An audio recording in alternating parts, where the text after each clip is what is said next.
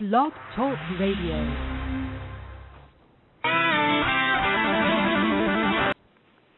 Blog Talk Radio is clearly malfunctioning. Hello, everyone, and here is what you were supposed to hear.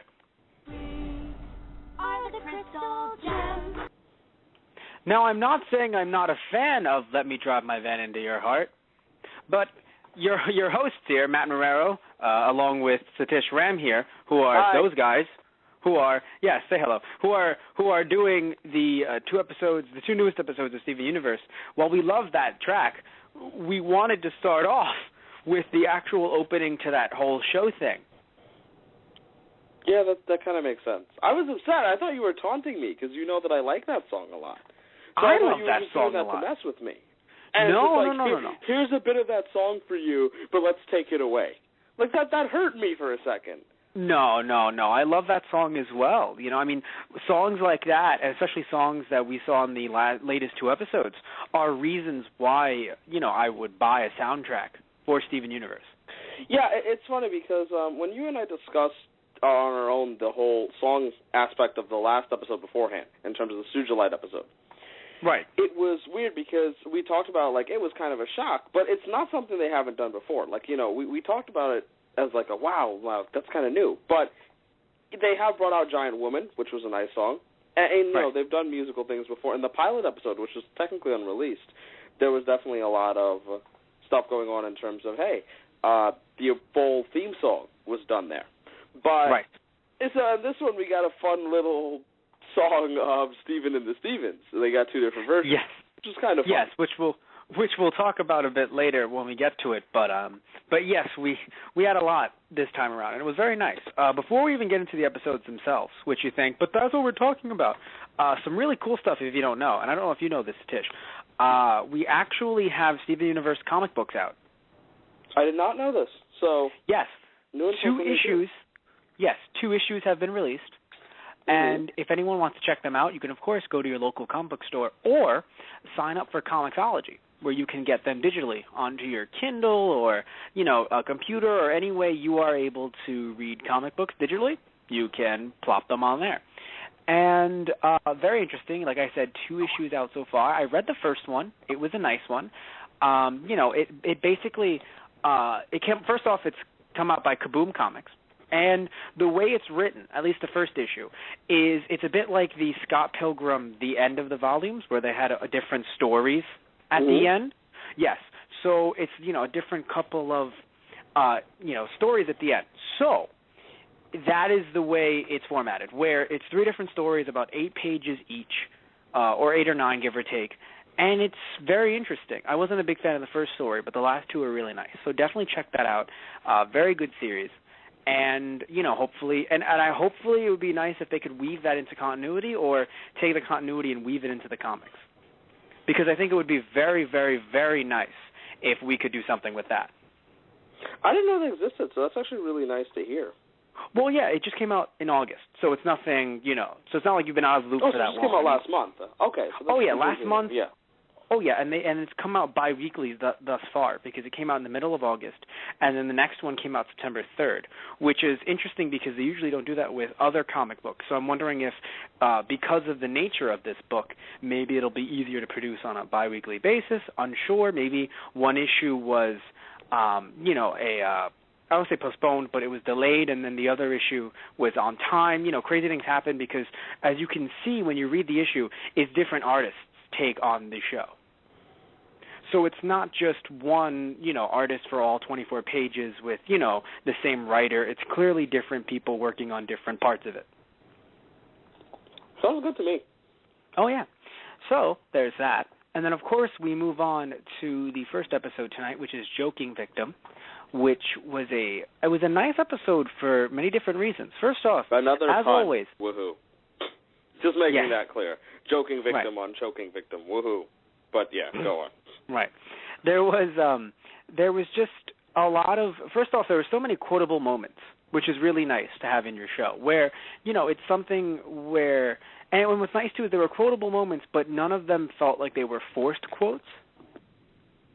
Right? No, yeah, I agree. Yeah. Quotable moments in both episodes, arguably. But Joking Victim, see, I didn't know, I read the little synopsis, but I didn't know exactly what was going to go on because when the episode started off with Amethyst, screwing with Steven, yes, I thought for some reason it would have involved a constant amount of jokes on Steven. I did not at all expect the direction they went on with the episode. That's not to say I didn't like it, because I really did. I just didn't expect it. It kind of took me by surprise. Well, that's a lovely thing, I think, about this show, where even if it's done for comedy purposes or for plot purposes, they will, kind of, throw a curveball at you. And thankfully, they didn't do that in the second episode we're doing tonight, which is, Steven and the Stevens. They didn't do that where, like, let's say, Modern Simpsons, they'll kind of just start you off with something and then, completely throw you off. What's nice about this first episode is it was just your assumption. Like, nothing made it seem like Steven has to be the one. It's just, you saw Steven and Amethyst. Usually that's who the people who who would be involved with the episode. Where in this episode it was very, gem light, if you will. Where it was just Steven and then, a few people from the town. Yeah, and that's very interesting because the people from the town are all very interesting. I said interesting twice there, but it's not me being redundant. I'm actually trying to make a point because you look at Connie, for example. Connie's not a gem, but she's got some backstory. And then right. You look at who also came up, Mr. Smiley, in this episode, who basically runs everything, was apparently a pop singer, actor. And R&B singer. Yeah, so there is, little backstory to everyone, and I'm the type of person that appreciates that kind of stuff. It really makes me happy because I want to fall in love with the secondary characters. That's something when I go into every show, I want to sit there and be like, all right, because the main characters are very obviously made to be noticed. They're going to have a backstory and all that stuff, And if they don't, that's pretty crappy. But, for a general good TV show formula, backstory and entertaining or attention-grabbing main character. So and when these side characters have it, isn't it cool? It really is. And I'd also like to mention to anyone who's listening in, if you want to call in and talk to us about this show, then definitely call in. The number is 718-664-9468. Again, the number is 718-664-9468. So remember, if you want to talk about whatever episode we are currently talking about, call in and talk to us about it. Maybe you saw it, on Cartoon Network. Maybe you saw it via Amazon, Instant Video. Was it Time Warner On Demand? There are many ways to see this show, which is really nice because, sadly, from what we noticed from episode 20, the Sugilite one, they did not enjoy promoting it as much as they should have. No, because as we haven't mentioned, but the guest voice actor for that episode was Nicki Minaj, who didn't really take much pleasure in promoting it herself, I suppose. Not to say she didn't like it, it's just you didn't really hear her talk about it, which I guess kind of sucked because for the obvious reasons. I mean, you have someone with the star power of Nicki Minaj who, with just the name drop of Steven Universe, people will immediately rush to it. And it is a show worth that kind of national attention. It's not groundbreaking, but it is very enjoyable. It does a lot of right things. I'm sure you would agree. Yes, of course. And mention the cool special thing that you can do with our call-in number. Right, before I forget. Call-in number, which Matt mentioned, 718. I forgot the first 3 digits. I'm a genius. 718-664-9468. And the number again, Satish Ram, is 718-664-9468. This is only doubly funny because that's the number I used to call in today. And that's why I'm half laughing. But that number that Matt has just mentioned, which is probably testament to how bad my memory is getting these days, is one you can use to call in to talk to us by pressing the 1 button when you call in. We'll get alerted, and you can just ask any questions or join into the conversation if you'd like. If you don't want to do that, you can call in and not hit the 1 key, and you can just call in to listen in case your internet's occupied, your laptop's occupied, whatever you use to normally listen to us is occupied for whatever reason whatsoever. You can just call in through a cell phone or your home phone and listen in, and we would, of course, appreciate that. That's good, and I also would like to mention that I really enjoyed the crab people that appeared in these 2 episodes. That was some really cool continuity, and hopefully they appear in the future. Wouldn't you agree, Mr. Ram? Not particularly. Don't screw with me like this. How would you remember? That's what I'm saying. I can't really comment on it, so stop setting me up here. Oh, I'm just kidding. That fire death, though, the death by fire, was such a terrible one. Okay, so all jokes aside, I remember the general context of the episode, thanks. But, Right. So, Fire Salt in the beginning, it's funny because I tell you, like, I thought it would be something to do with Steven, like Steven being joked on, and Right. the little turnaround was that, well, the Fire Salt mattered, not the fact that Steven was being joked on. Exactly. And what's interesting too is that, again, they made it matter, but they, just like in the, in the second episode tonight, Steven and Stevens, they made the item matter, but they crafted the story around it so that it didn't have to just be about the item. Correct. Right. And also just, the little things were just amazing, as we mentioned before, where it's just, you have Steven and Amethyst laughing, and Steven's laughing really hard without understanding anything that's going on. It's just the little things that he does as like a child that are wonderful. Yeah, I mean, they don't make any, I don't know how to describe it, but they're very good at creating a balance between Steven being a lovable main character who does things correctly and remaining the fact that he is a very young, at times immature and naive child. Exactly. Which is needed because, you don't want him. It's really funny how sometimes you'll hear people's critiques and they'll say things like, oh, well, Steven, why didn't he learn so much? Steven, it's as if they want Steven to immediately become a 20-something-year-old, completely well-adjusted man who understands the universe. And it's just, guys, his name is Steven Universe, but he's also 8 years old. Is he 8, by the way? If he isn't 8, then he's 10. But the point is, while that is a 2-year difference, understandably but it's still very, very young. It's still very young compared to, let's say, if we're going to jump to Gravity Falls, another good show, animated show in this, which could have actually had a power hour if Cartoon Network bit when Alex Hirsch, talked to them about Gravity Falls. Dipper is 12, so 12, 13. So there is a difference between, someone like Dipper. Yeah, Dipper's 12. I remember because he's a preteen. Exactly. I remember this point of reference completely. But I assume, he'll be 13 by the time, the show, somewhere in the middle of the show. But the point is that 12, 13 is that range of, you're a bit smarter than the 8 to 10-year-old kid. Who even though, you can see that he, Steven has a lot of potential and everything, he still seems a bit sheltered. Compared to, let's say, Dipper, who Dipper, at the very least, has gone out of his way to research a lot of creepy paranormal crap. So, but you look at Steven, and it's just, he's just very fun, and not saying Dipper isn't fun, but Steven's very fun and outgoing and, and a little bit immature because of it. But it's okay because, again, he's 8 to 10 years old. If someone tells me Steven's 12, maybe I'd step back a bit. But I don't think he's 12. I don't know, but regardless of the fact whether he's 12 or not, the fact still stands. He's a young child, and a lot of the points that come up in the episodes is that he is still immature and has things to learn. And it's not to say that he won't become a, let's say, warrior or someone very mature and worthwhile in the long run. But right now, the story is focused on the fact that he is a child, and it's fun that way. Yeah, and also I would like to say I just love the. Speaking of lines that we're going to, quote throughout the episode, it's your turn. I cleaned the last 5 Stevens. Yeah, I kind of felt bad, but at the same time, it was it made sense. Yes. In terms of, hey, he is a bit of a catastrophe at times. Right. Well, something I really enjoyed about Sadie, speaking of Sadie, and of course we're going to talk a lot about Sadie in this episode, but something that I really enjoyed that they did it first with her. Usually, right, when a show writes a character not getting a joke, or not laughing at a joke, it's because they didn't get the joke. It's somehow refreshing, right, to see a character say, that was a good joke. I respect the joke that you made. However, I did not find it funny.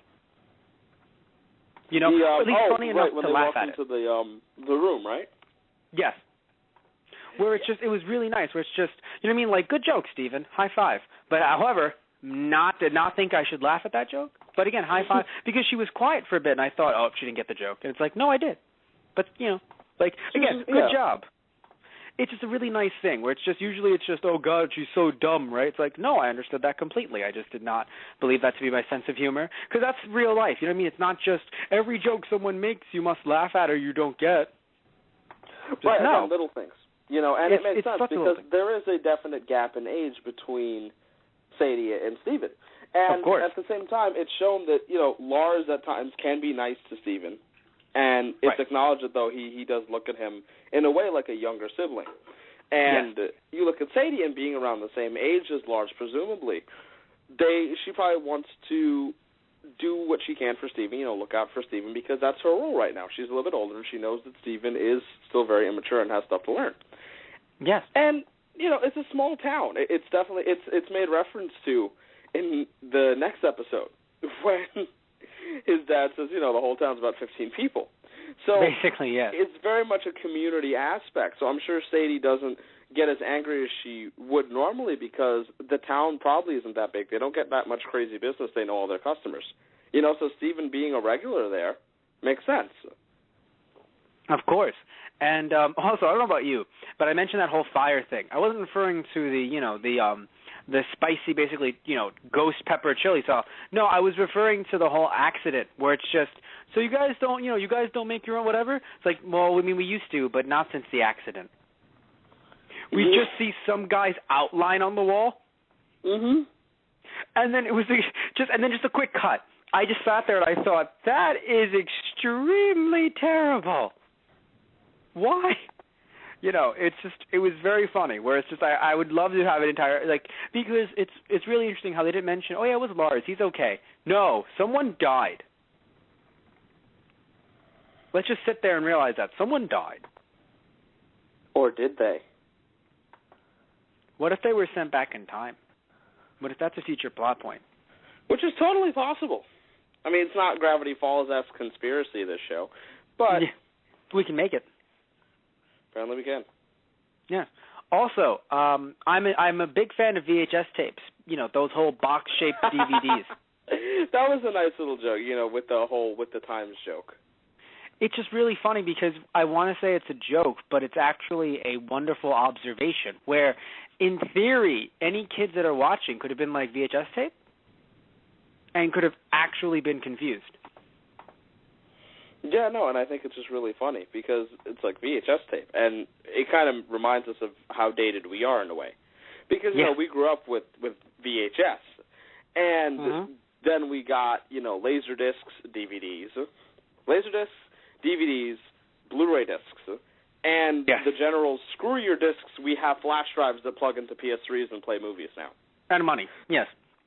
Yeah.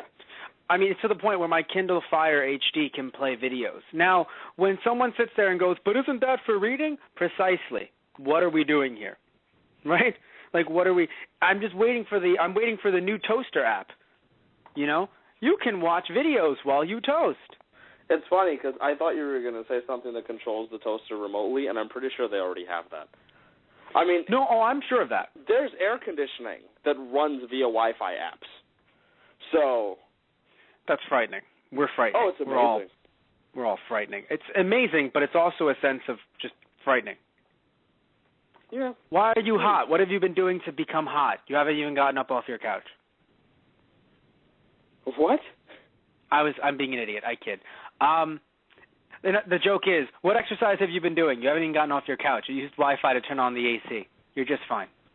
Yeah. Yeah. It's just like, people used to mock remote controls growing up, dude. Do you remember that? How adults would make fun of us for having to use remote controls? I remember that, yeah. And we were just like, yeah, but I mean, it's just, do you want to go to channel, 65? Like, back in the day, you didn't need remote controls. Nowadays, especially, nowadays, like where we are right now, if you didn't have remote control, good luck getting to channel 155. I'm thinking about that now. Yeah. Oh, how about the HD channels that are in the 300s? Just go up one by one. 300s? Come on, do it. I'm in the 500s. Verizon Fios HD channels are 500 plus whatever the channel is. Exactly. So, yeah. No, it's just funny. But, yeah, so jokes aside in terms of us dating ourselves by being marginally old, apparently. But not too bad.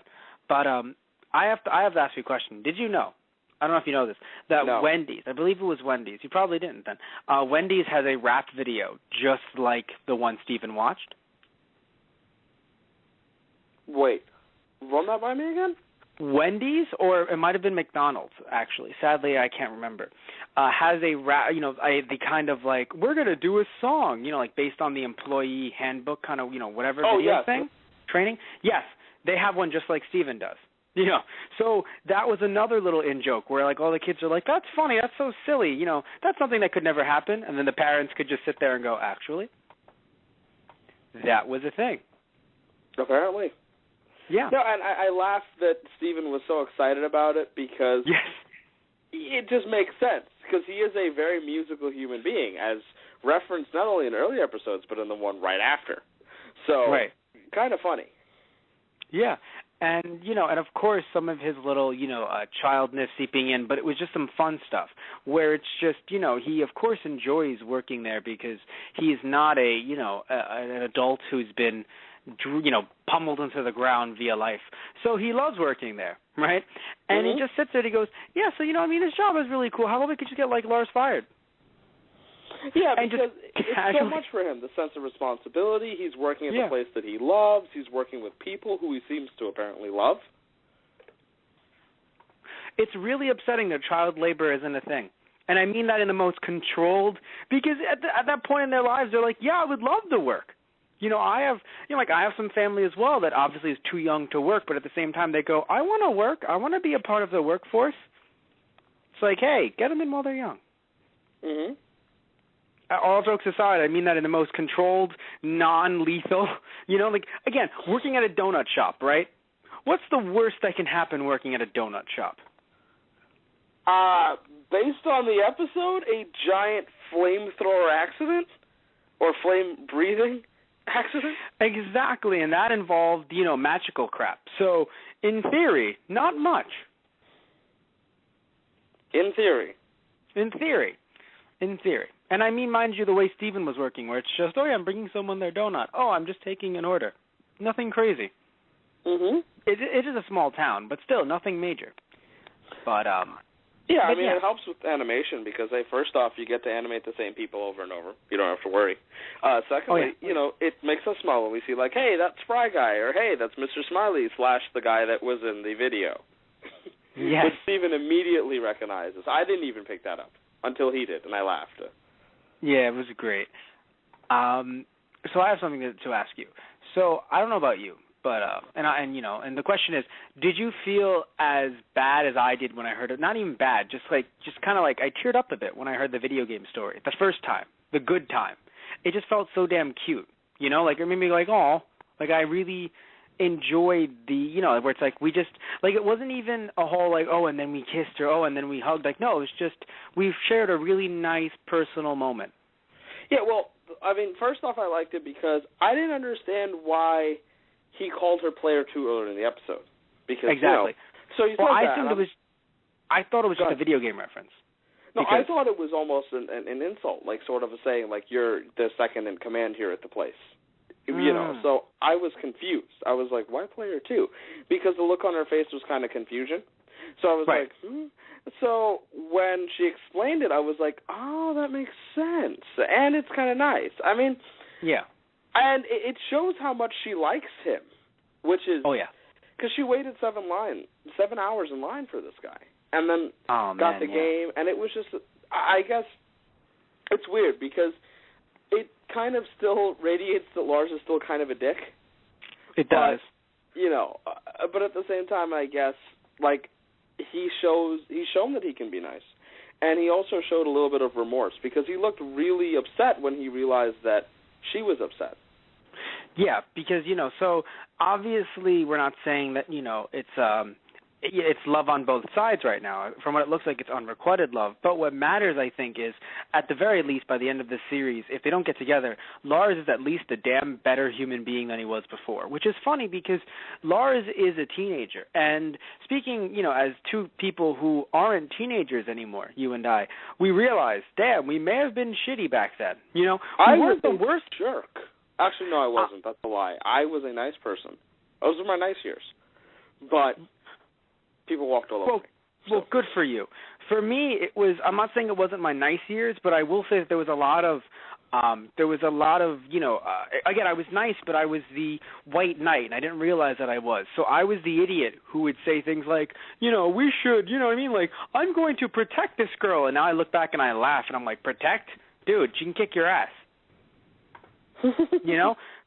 Like, it's funny where it's like, I know she can do well in combat, but I mean, we can spar together as a dude, she's going to kick your ass. Stop being an idiot, teenage Matt. No, I think I was in a similar, because that's nice. That's, your intent was nice. It may have been misguided, but that's not something that I want to pin on teenage you. Like, I don't want to sit there and beat up teenage you for trying to be there for people and be a good person. I'm not beating him up. I'm just letting him know that he will get beaten up if he keeps on being an idiot. Is that why you want to be a wrestler? Maybe. But seriously, it's just it's the idea of like, yes, again, Lars is a bit of a jerk. And even if it's not like that, it's still the idea of when you're younger, you don't realize that your actions, regardless of what they are, can be stupid. Yeah, like, I don't think, because he was just thinking about himself in terms of the back injury, like faking the thing to get away. Yeah. And it doesn't seem like he was really thinking about, like, I know that he seems to like that girl, the popular girl. Right. But it didn't seem like his intention was to hurt Sadie at all. Exactly. He was just thinking, I'm going to get out of work, blah, I'll be fine. And then when he realized he hurt Sadie, it was like, oh, crap, I hurt Sadie. That's not good. Exactly. Which is nice to see, because I want to see that. Yeah, exactly. He wasn't completely irredeemable. He wasn't just like, oh, well, I mean, what can I do? I mean, this is just like, well, why would she do something like that? She's just, because, he didn't get completely defensive and completely this and that. Mm-hmm. No, it showed, you know what? Maybe, I'm sure he doesn't think that she was right in what she did, but that doesn't mean that he can't now realize, damn, I did leave her hanging. I did, you know what I mean? Like, she's done things for me. You know what I mean? Like, it's not like I could at least, do her the favor of just, letting her, if you're going to leave work, just be like, hey, listen, I don't want to be here, at the very least.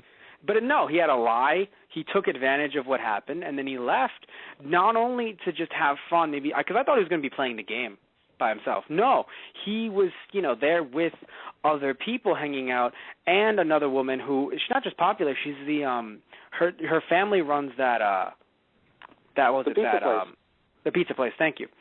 And, so it's just a very interesting dynamic where it's like, yeah, like she bumped into him, he was like, buh. And then, of course, you saw Sadie's reaction, and it was very sad. Mm-hmm. That also got me a bit sad, where it's just, damn, like, it felt real for some reason. I don't know why exactly, but it felt quite real. Yeah, no, I really felt for Sadie, because you could also, in terms of Steven's reaction, where it was like, no, it's okay. And her anger was, like, part of it was like, you don't understand, / I'm really hurt. Because she felt like she was made a fool out of. And that is a really, it sucks. I mean, no matter who you are, what age, of course it's going to hurt. And then worse, she was made a fool out of the person that she really likes. So exactly. And yeah, that's no fun. Definitely not fun. Now, moving on to something a bit lighter, is her reaction. Think about the way she reacted, her face, when Steven said, I know how to burn people. Mm-hmm. Her face was just, what? And then he goes, you know what, yeah, no, I'll be back soon, don't worry. Actually, wait, no, this is going to take a while. I'll meet you at work tomorrow. That was just a wonderful exchange. It was funny, though, because he thought about it. He's like, I'm going to get him back. I don't know. Wait, nope, not right now. Let's think this out.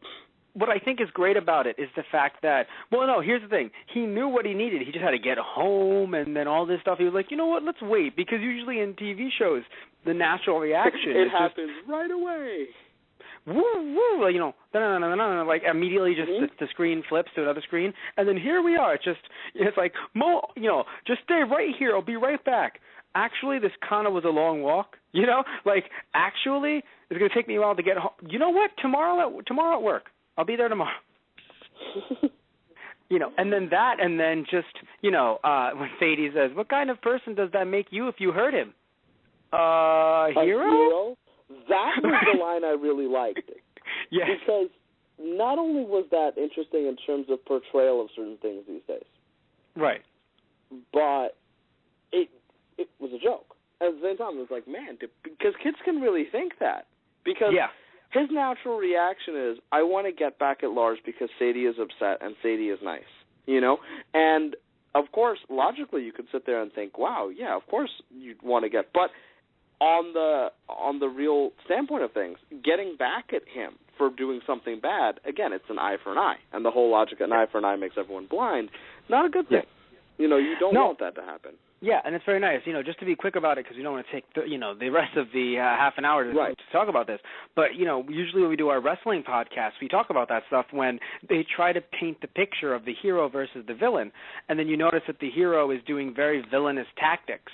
And because he's the hero, he's actually not made accountable for them.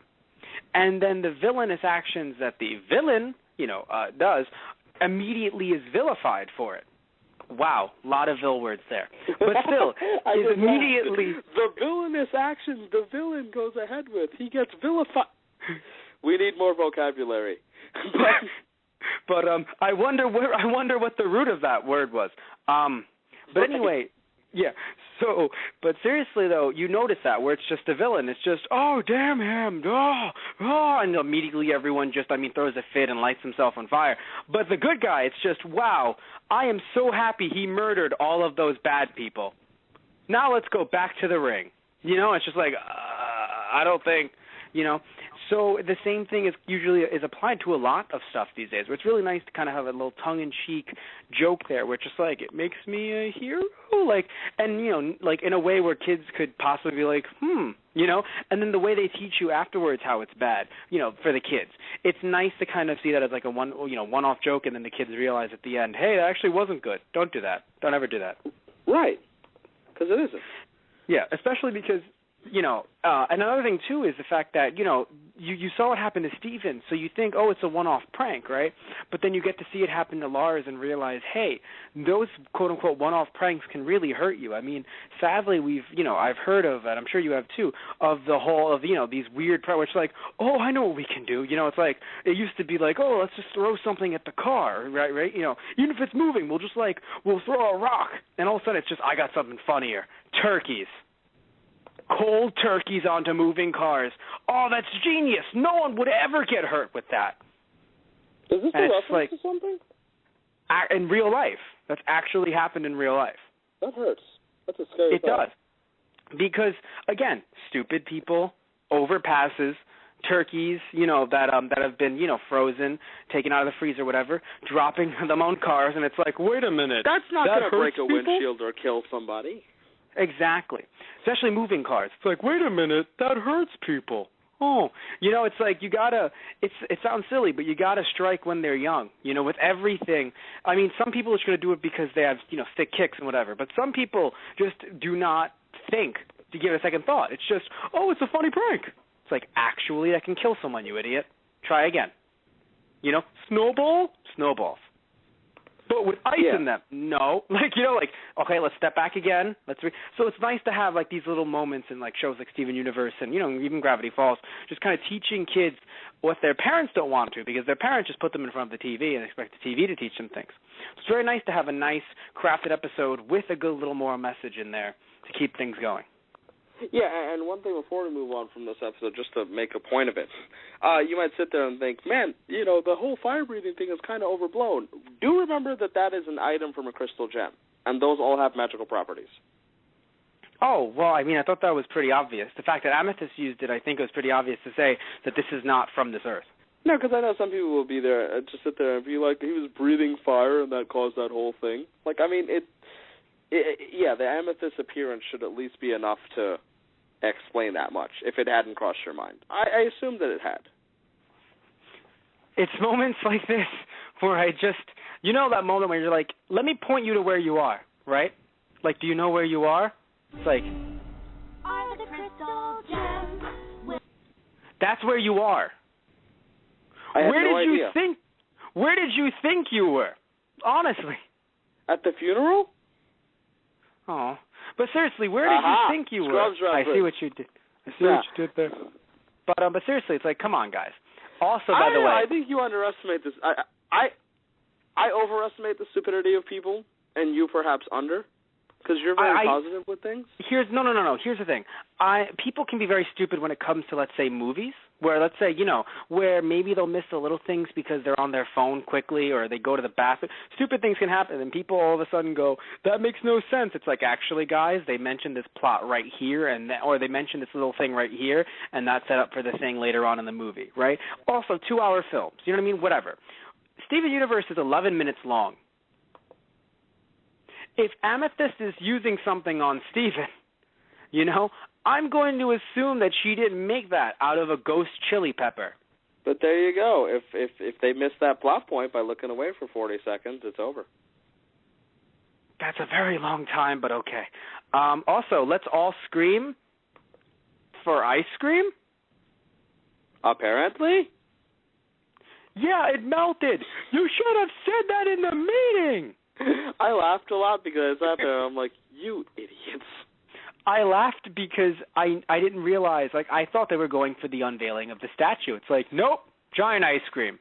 Because why not, right? Mm-hmm. Oh, my God. Anyway, so moving on to 22 with the time that we have left, which is Steven and the Stevens.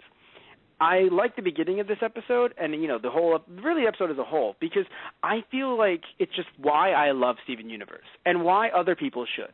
I feel as if, just if you haven't seen an episode of if someone hasn't seen an episode of Steven Universe yet, show them 22, because I think it's just a nice brand of this is what you're going to get if you watch this show, just some really wacky, funny stuff that has a nice little message at the end. And if you don't like that, you're probably not going to like this show. Yeah, so I told you, my way of describing it was that I know I liked this episode, I just couldn't describe what I liked about it. And that's not a bad thing, because I came to the end of the episode enjoying it and laughing at some of the stuff going on and wondering at the seriousness of it and what they were going to do. Because if you introduce a time travel mechanic to a show, right, that's very risky.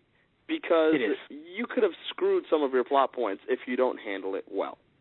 So having Steven destroy it at the end makes perfect sense. It seems almost too easy because, I can't overstate this enough, but time travel can really screw up a show for me, where I'll sit there and be like, man, that's dumb. And I liked what they did early on with the whole, you shouldn't mess too much with time because it'll still screw up in the long run. The whole inevitability thing, which I thought was interesting, because at the end, it's the same thing, where he inevitably had to go on without his father. Yeah. That's, I think, what was great, where there was it showed you that no matter what, there's no way of getting out of something. What matters is if something happens, problem solving. Where it's just in life, you're not always going to get what you want, but how can you get the next best thing? Yeah, sometimes you might not get what you want, but you do get what you need. Beatles reference. Yeah, pretty much. And speaking of, I love how the band collapsed, by the way. It was wonderful. Where it really felt like a band was collapsing. Where I sat there and I thought, damn, the people who wrote this really knew what they were talking about. No, it's funny because in an 11-minute episode, we had time travel, the creation of a band, the climax of a band, the fall of a band, problem solving. It's funny because it's kind of the stuff I used to appreciate Phineas and Ferb for.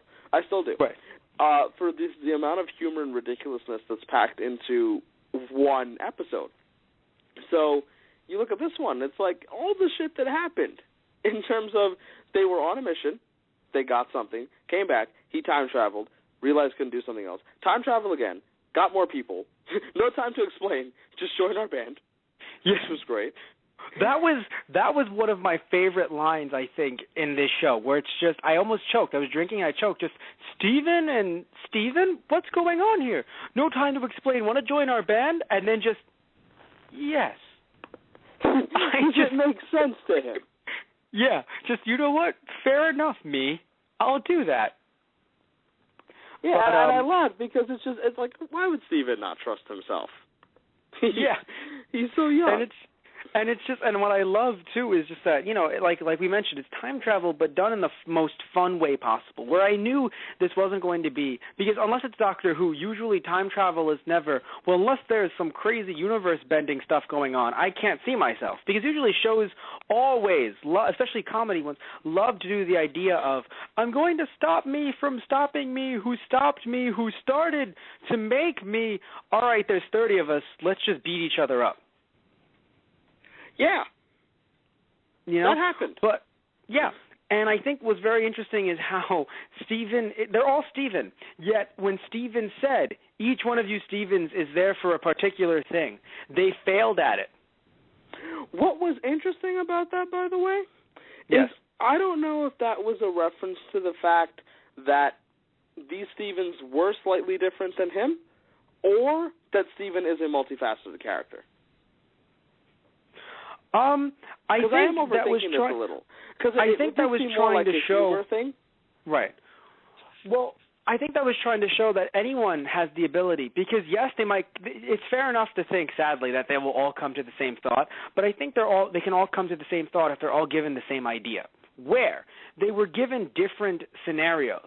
You know, so it was trying to say, like, you know, and of course everyone has different parts of them. I mean, you know, sadly because, you know, TV shows try to be like, oh, look at this person's one dimension. No, people are all, you know, even your villain is just, you know, but I enjoy puppies. And you're like, yeah, that guy might want to destroy the world, but he'll save all the puppies he can. Because that's how people are. Right?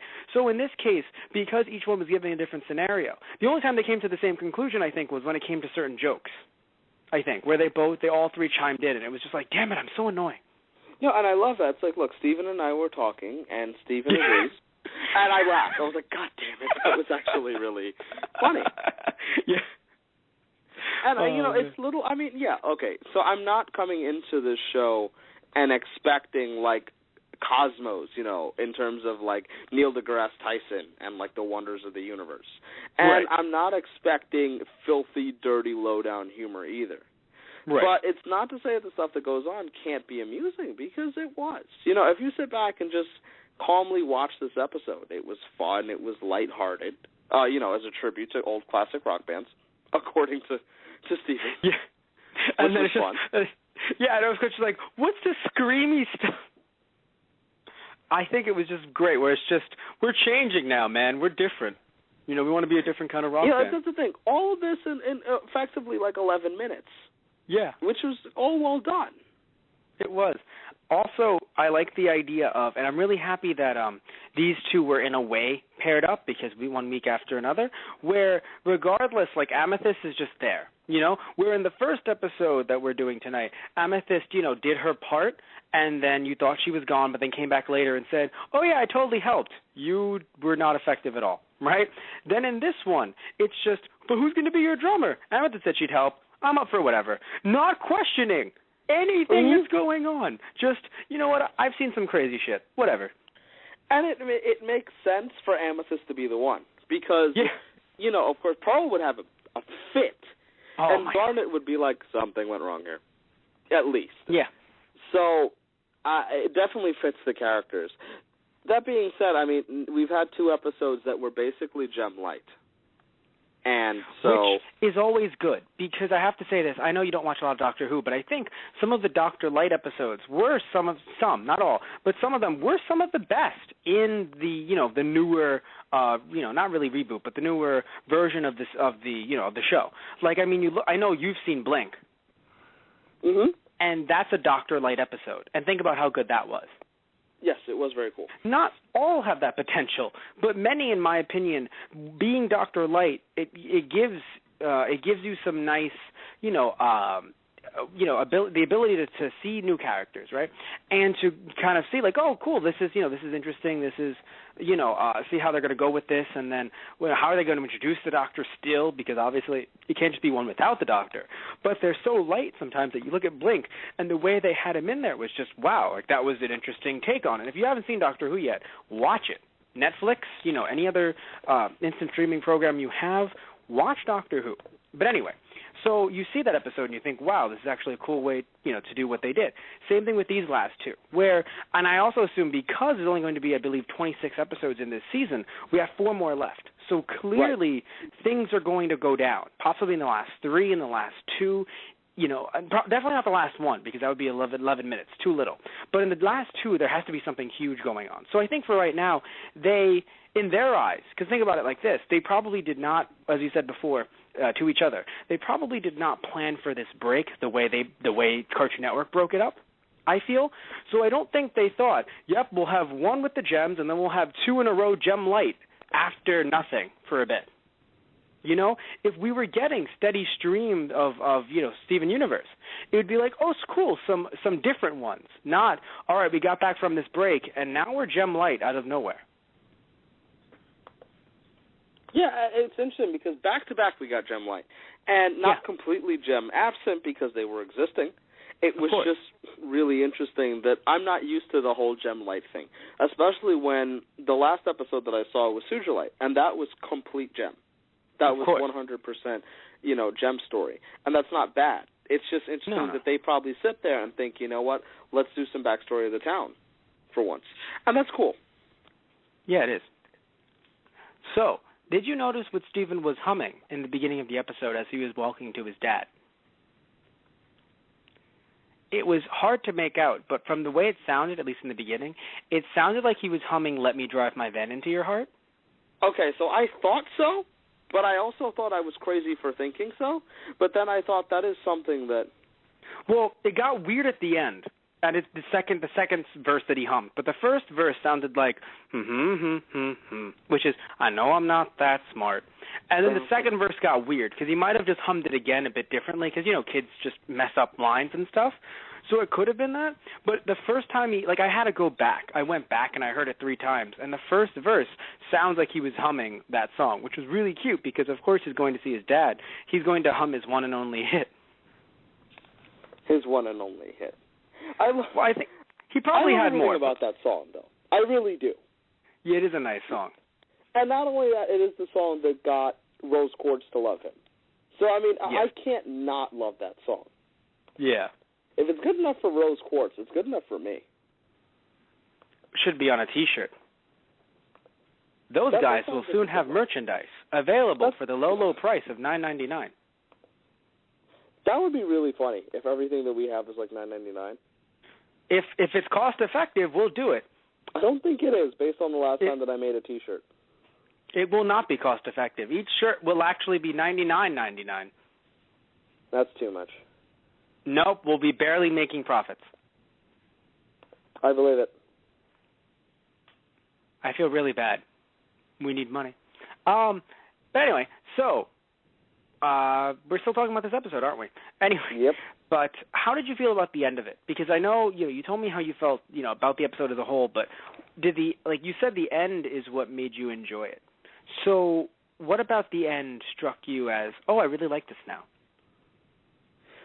Well, one, wrapping up the whole time travel thing quickly in terms of let's crush this, it right here. Right. As we're talking about, yeah. So that was good for me, but it was a nice moment for me because I like the whole theme of Steven can count on the gems as family and for everything. I really like that. It is nice. And I like that, immediately his solution to the problem was to rely on the gems who, this is done off screen, but just, it seems happily joined this band for him. And I like that because Steven does these little things that reminds the gems that they, need to relax sometimes. And they're not completely up for it, but you can see as the episodes have gone on that they do kind of pay attention to what Steven wants to do. Right. Which is really nice. It is. There's a lot about this series that I really enjoy, and I think it's just, I like that it's just so fun-loving, I think. I think we need some of that in our world, where everything seems a bit too dark and grim. I mean, I do feel like it got a bit grim at the end there where it was just, where Steven was telling Steven before he died, and then the song involved. Interesting. Yes. But it was still nice enough that it wasn't, it was still it's something good came out of it, where you had, the Gem singing with Steven, and then even though he mentioned at the end there, which I'm sure raised a couple of flags to the people listening, where it's just, and I just had to hear myself die, or something along those lines. And I'm just wondering what the people of the town thought, like, yeah, that's a cool Gem. Steven's 8, everybody. Maybe we should pull him away from these Gem women. No, and I laughed because, first off, when they did the Beach-a-Palooza thing, it really was about 15 people. Yes. That made me laugh when I sat there, and I was like, his dad might be right. Yeah. Well, it's a nice small town. I think, speaking of nice small towns, I think that's what really helps make series sometimes. I mean, maybe in the 90s, the hustle and bustle of the city was nice. Look at Hey Arnold. But even then, they only focused on a specific amount of characters.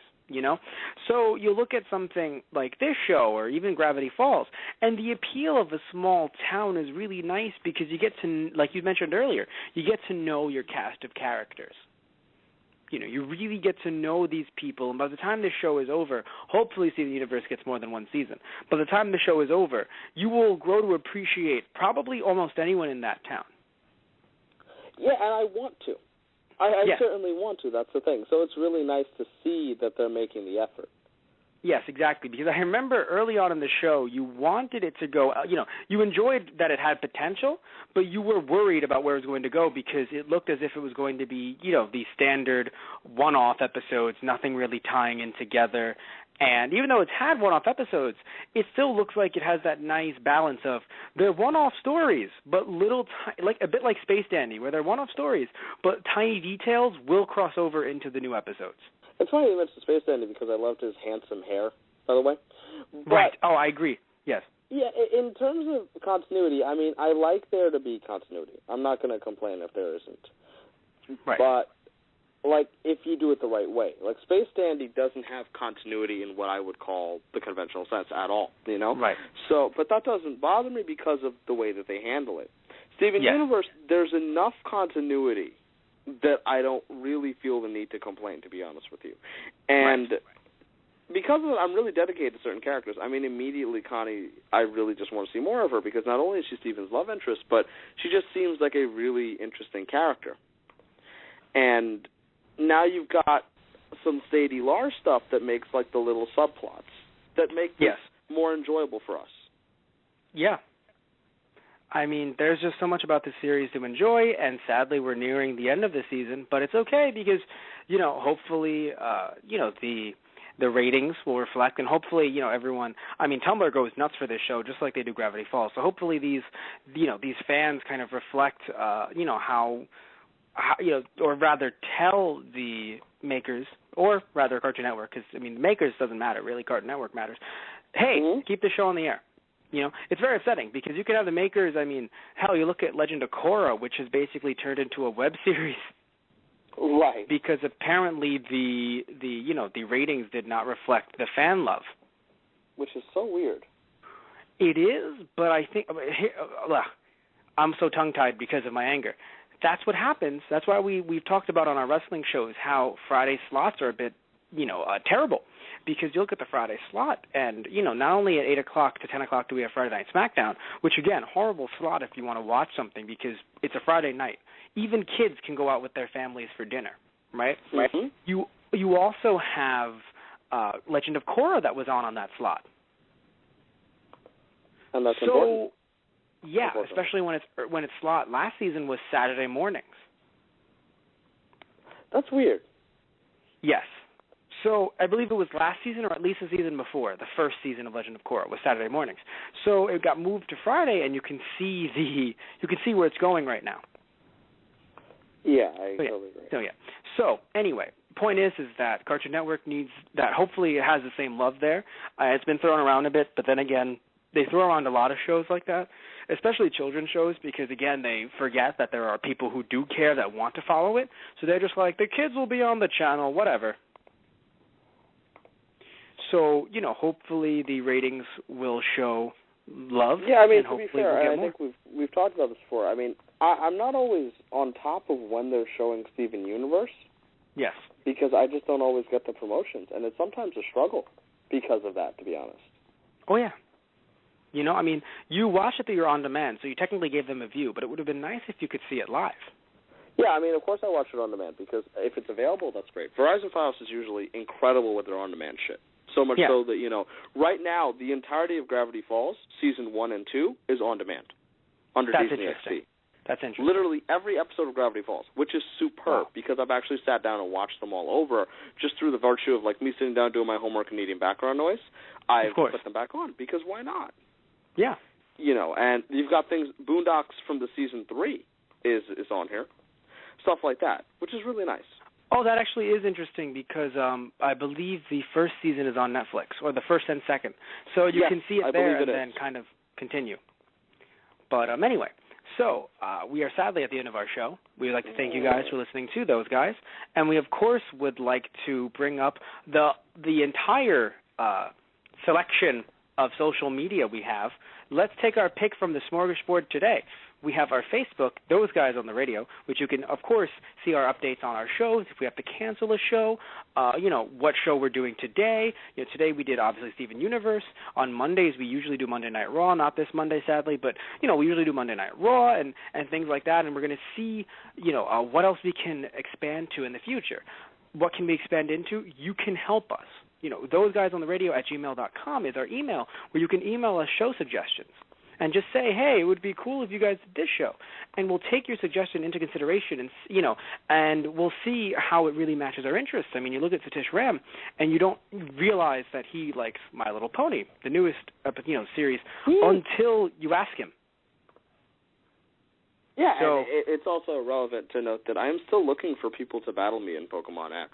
I am totally serious about that. I don't have that much competition around school anymore, which is actually quite disappointing. Which is the college that we frequent. You know, before the new game comes out in November, there are still 2 months, and I am still available. Yes. He will fight you in real life. We'll record it and put the goddamn thing on YouTube. Please. It will destroy you. Anyway, but seriously, we do a lot of different shows, you know, so again, you want to email us on, you know, Those Guys on the Radio at gmail.com. You want to talk to us about promotion opportunities, we can, you know, promote you on our show, ads and stuff like that. You know, Those Guys on the Radio at gmail.com. Our Facebook, again, being Those Guys on the Radio or just Those Guys if you search us up. You also have our Twitter, which you can follow us on Twitter, right? Correct. I'm not good with the terminology. You can follow us on Twitter, Those Guys Radio. On Twitter. Tweet us or DM us there. That's direct messaging, Matt. I know that much. It's funny. It's I'm just upsetting. With you. That's what's so upsetting. No, I want to let everyone else know. I know how to tweet and I know what a DM is, but I will sit there and I'll go, like us on Twitter. Damn it, no, follow us on Facebook. I mean, the one with the things with the updates. Right? That's cute. So, you think you know how to tweet. That's nice. I push buttons. Anyway, so we have Twitter, right? Those Guys Radio, where we will not only update you with our shows, but we will also post funny cat pictures and more. I like that that's a common theme. I feel like I should start posting actual cat pictures. I have yet to post one. I feel really bad about it. I have people who will provide actual cat photos for you, and then you can just put, like, you know, lines of text on them. We should make that a thing if that's not a thing on the Internet yet. Yeah, I've got a friend who owns about 6 kittens, and she's actually looking in the Fort Lauderdale, Florida area for people to adopt some kittens off the strays in her area. So, you know, we've got real kittens, and we can put real lines of text on them. That's adorable. That, or referencing that KCD comic, we can actually just actual Post-its on the kittens with text. We can. Also, again, we'd like to thank you guys for listening to those guys.